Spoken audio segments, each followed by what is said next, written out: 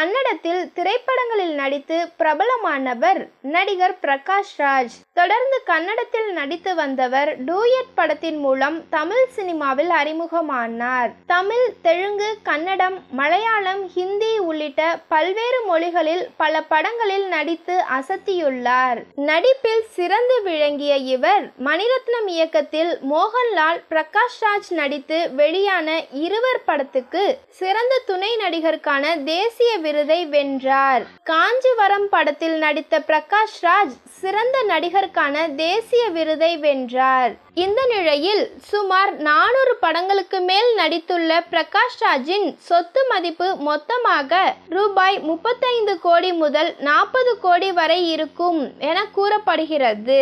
பெங்களூர், சென்னை மற்றும் ஹைதராபாத் உள்ளிட்ட நகரங்களில் இவருக்கு வீடுகள் இருப்பதாகவும் கொடைக்கானலில் பண்ணை வீடு உள்ளதாகவும் கூறப்படுகிறது.